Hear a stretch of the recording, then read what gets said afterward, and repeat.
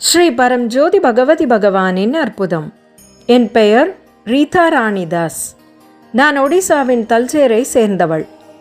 மே 2020 என் மைத்துனர் விஷத்தால் பாதிக்கப்பட்டார். அவரது நிலை மிகவும் மோசமடைந்ததால் அவரை புவனேஸ்வரில் உள்ள ஒரு புகழ்பெற்ற பல்நோக்கு மருத்துவமனைக்கு மாற்றினர்.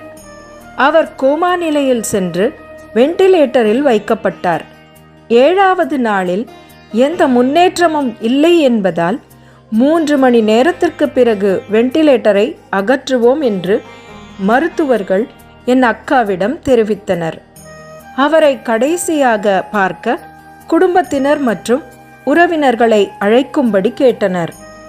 இந்த மனதை உடைக்கும் செய்தியை கேட்டவுடன் நான் உடனடியாக குடும்பத்தினருடன் புவனேஸ்வருக்கு விரைந்தேன். பயணம் முழுவதும் நான் தொடர்ந்து மூலமந்திரத்தை ஜபித்து அவர் குணமடைய மனமாற பிரார்த்தனை செய்தேன். அவருக்காக சகஸ்ரநாம ஹோமத்தில் கலந்து கொள்வேன் என்று ஒரு சங்கல்பமும் எடுத்தேன். மருத்துவமனைக்கு சென்ற பின் என் அக்காவை ஆறுதல் கூறி கவலைப்படாமல் தொடர்ந்து மூலமந்திரத்தை ஜபிக்கச் சொன்னேன்.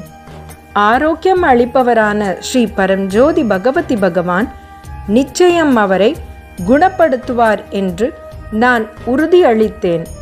அந்த இரவு உதவி பணியாளர்களில் ஒருவர் இல்லாததால் மருத்துவர்கள் வெண்டிலேட்டரை அகற்ற முடியாமல் அதை மறுநாள் காலை வரை ஒத்திவைத்தனர். முழு இரவும் தொடர்ந்து பிரார்த்தனை செய்து மூலமந்திரத்தை ஜபித்தோம். ஸ்ரீ பரம்ஜோதி பகவதி பகவானின் அளவற்ற கருணையும் அருளாலும் ஒரு அதிசயம் நிகழ்ந்தது. மறுநாள் காலை மருத்துவர்களையே ஆச்சரியப்படுத்தும் வகையில் என் மைத்துனர் விழித்தெழுந்தார். அது நம்ப முடியாத ஒன்று. தெய்வீக அருளால் மட்டுமே அது சாத்தியமானது.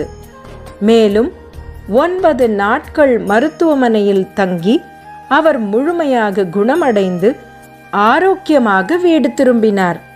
என் அக்காவின் வாழ்க்கையில் நடந்த இந்த பெரிய அதிசயத்திற்கு நன்றியை வெளிப்படுத்த வார்த்தைகள் இல்லை.